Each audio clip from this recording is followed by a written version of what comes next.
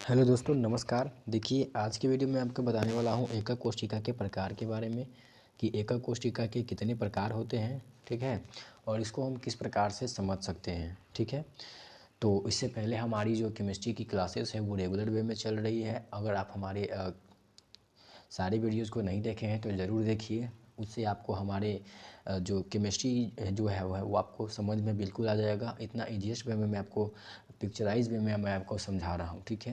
तो इसमें मेहनत भी लग रही है दोस्तों। तो आपको क्या करना है कि इस पूरे वीडियोज़ को देखना है, पूरे प्लेलिस्ट में ही देखना है। मैंने आपके लिए प्लेलिस्ट भी तैयार कर चुका हूँ। मैं आपको जो भी पढ़ाता हूँ मैं आपको प्लेलिस्ट में ऐड करते जाता हूँ। तो जो हमारे प्लेलिस्ट वाले सेक्शन में जा कर के आप क्लास 12 की केमिस्ट्री का जो होगा वो पूरा का पूरा वीडियोज़ आप देख सकते हैं, ठीक है। तो आज के इस वीडियो में आपको बताने वाला हूँ एकक कोशिका के प्रकार के बारे में कि एकक कोशिका के कितने प्रकार होते हैं और इसको हम किस प्रकार से समझ सकते हैं, ठीक है। तो चलिए शुरू करते हैं। तो बात करते हैं अगर एकक कोशिका के प्रकार की, तो एकक कोशिका के दो प्रकार होते हैं, याद रखना है।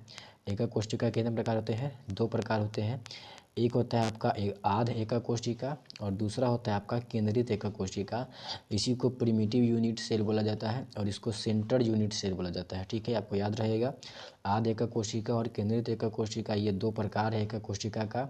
आध एकक कोशिका को प्रिमिटिव यूनिट सेल बोला जाता है, केंद्रित एकक कोशिका को सेंटर्ड यूनिट सेल बोला जाता है, ठीक है।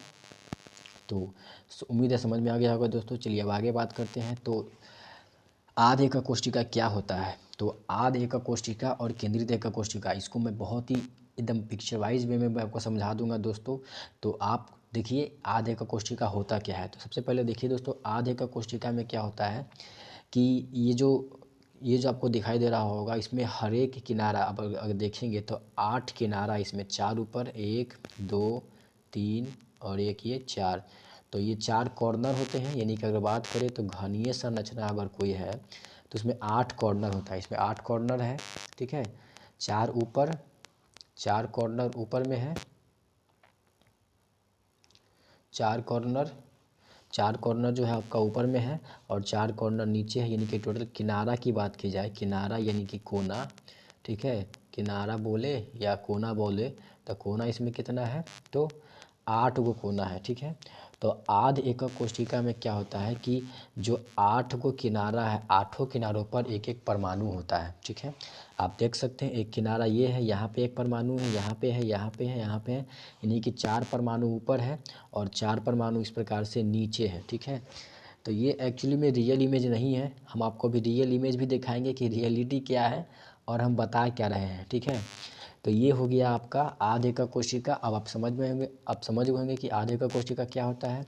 तो आध एकक कोशिका उसे बोला जाता है जिसमें प्रत्येक किनारों पे क्या होता है? एक परमाणु होता है। अब अगर बात करें तो इसमें संरचना अगर घनीय है तो इसमें 8 किनारा होगा और आठों किनारों पे क्या होता है? एक परमाणु होता है। तो 8 किनारों पे 8 परमाणु होता है, आठों किनारों पे 8 परमाणु होता है, ठीक है। तो ऐसे प्रकार के जो एकक कोशिका होती है उसको आध एकक कोशिका बोला जाता है। ये इसका इमेज है, आपको समझ में आ गया होगा दोस्तों। आध एकक कोशिका क्या होता है? तो जिसके हर एक किनारों पे एक परमाणु उपस्थित होता है उसको आध एकक कोशिका बोला जाता है, ठीक है। दूसरा है आपका केंद्रित एकक कोशिका, ठीक है। देखिए दूसरा क्या है? केंद्रित एकक कोशिका। अब ये केंद्रित एकक कोशिका क्या होता है, समझते हैं इस बात को। देखिए केंद्रित एकक कोशिका कहने का मतलब हुआ कि दोस्तों कि इसमें आठों किनारों पे परमाणु तो रहेगा। देखिए आठों किनारों पे परमाणु है, ऊपर 4 परमाणु और 4 परमाणु नीचे है, ठीक है। 4 परमाणु नीचे है।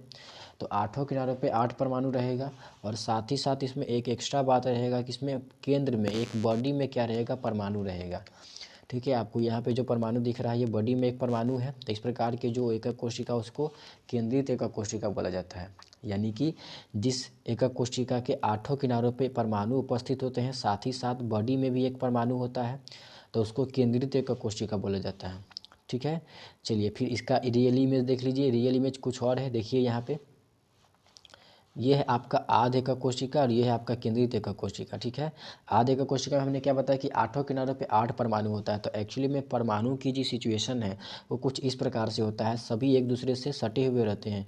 इसको हम दिखाने के लिए ऐसा दिखा देते हैं और इसको दिखाने के लिए ऐसा दिखा देते हैं, लेकिन रियलिटी यही है, ठीक है। आठों किनारों पर 8 परमाणु है दोस्तों और इसमें भी है, साथ ही साथ क्या है? बॉडी में एक आपको दिखाई दे रहा होगा रेड कलर का परमाणु इसमें उपस्थित है और इसमें क्या है? आठों किनारों पे 8 परमाणु है, इसमें आठों किनारों पे 8 परमाणु परमाणु तो है ये है, साथ ही साथ एगो बॉडी में परमाणु है, तो इसको बोला जाता है केंद्रित एकक कोशिका यानी कि सेंट्रल यूनिट सेल, और इसको बोला जाता है आधे एकक कोशिका यानी कि प्रिमिटिव यूनिट सेल। उम्मीद आपको समझ में आ गया होगा दोस्तों दोनों। चलिए फिर आगे बढ़ते हैं। अगर आगे बढ़ते हैं चलिए आगे बढ़ते हैं तो अब देखिए केंद्रित एकक कोशिका के प्रकार। तो केंद्रित एकक कोशिका के भी कुछ प्रकार होते हैं, देख लेते हैं, समझ लेते हैं। केंद्रित एकक कोशिका के प्रकार कितने होते हैं? तो केंद्रित एकक कोशिका के 3 प्रकार होते हैं। सबसे पहला जो है आपका बॉडी सेंटर यूनिट सेल है, समझाएंगे, पहले आप देख लीजिए। सबसे पहला आपका क्या है? बॉडी सेंटर यूनिट सेल, और दूसरा है आपका फेस सेंटर यूनिट सेल, और जो तीसरा है दोस्तों, वो है इंड सेंटर यूनिट सेल। ठीक है, इंड सेंटर यूनिट सेल। अगर शॉर्टकट की बात करें तो इसको शॉर्टकट में ईसीसी बोला जाता है। ठीक है, और इसको शॉर्टकट में जो है ना वो एफसीसी बोला जाता है, फेस सेंटर यूनिट सेल को। और इसको जो है ना बॉडी सेंटर यूनिट सेल को शॉर्टकट में बीसीसी हम बोलते हैं। ठीक है, तो चलिए एक एक करके समझते हैं। एक केंद्रित एकक कोशिका के प्रकार में सबसे पहला प्रकार क्या है? Body centre unit cell. तो देखिए बॉडी सेंटर यूनिट सेल क्या मतलब, इसमें क्या रहेगा? 8 किनारों पे 8 परमाणु तो रहेगा ही, 4 परमाणु ऊपर, 4 परमाणु नीचे, और साथ ही साथ क्या रहेगा? बॉडी में 1 परमाणु रहेगा। तो इस प्रकार के जो यूनिट सेल होते हैं उसको बॉडी सेंटर यूनिट सेल बोला जाता है। ठीक है, चलिए आगे बात करते हैं फेस सेंटर यूनिट सेल की। तो फेस सेंटर यूनिट सेल को आप समझिए, देखिए क्या होता है फेस सेंटर यूनिट सेल। तो इसमें क्या होता है कि 8 किनारों पे 8 परमाणु होता है, 8 किनारों पे 8 परमाणु होता ही है। यहाँ पे देख सकते हैं एक ये, एक ये, एक ये, 4 परमाणु ये रहा, 4 परमाणु ऊपर से है, 4 परमाणु नीचे से है, भले आपको पीछे वाला दिखाई नहीं दे। तो 8 किनारों पे 8 परमाणु है, साथ ही साथ सबके फेस पे है। देखिए आप जब इसको ज्वाइन करेंगे दोस्तों, इसके सेंटर को जब हम ज्वाइन करेंगे तो ये एक फेस बना इसका। तो इसके फेस पे क्या है कि ये तो परमाणु है, ये है, ये भी परमाणु यहाँ पे रखा हुआ है, यहाँ भी रखा हुआ है, यहाँ भी रखा हुआ है। और इसके फेस को जब जो हमने ज्वाइन किया तो यहाँ पे फेस देख रहे हैं, इसके सेंटर में भी एक परमाणु है। अब जो ऊपर ज्वाइन कीजिएगा तो ऊपर में भी बनेगा इस कुछ इस प्रकार से। ठीक है, एक फेस बना और ऊपर में भी एक परमाणु रखा हुआ है, तो यानी कि हर एक फेस पे एक परमाणु रखा हुआ है। ठीक है, फेस मतलब सतह, जब आपको पता होगा ये अगर संरचना है तो इसका फेस है ये। ठीक है, चलिए आगे बात करते हैं। तो फेस सेंटर यूनिट सेल में क्या होता है कि 8 किनारों पे 8 परमाणु होता है, साथ ही साथ एक जो फलक होता है, ये जो फेस है, इस फेस पे भी एक परमाणु उपस्थित होता है। यानी कि 8 किनारों पे 8 परमाणु होता है, साथ ही साथ 6 परमाणु जो होते हैं इसके फलक पर यानी कि फेस पर उपस्थित होता है। इस प्रकार के जो यूनिट सेल होता है, सेंटर यूनिट सेल होते हैं, उसको फेस सेंटर यूनिट सेल बोला जाता है। ठीक है, चलिए आगे बात करते हैं इंड सेंटर यूनिट सेल की। तो इंड सेंटर यूनिट सेल जो होता है वो कुछ नहीं होता है दोस्तों। जैसे आप अगर किसी डब्बा को पकड़ते हैं तो किसी 2 ही साइड से पकड़िएगा, या तो आप एक ऊपर से एक नीचे से पकड़िएगा।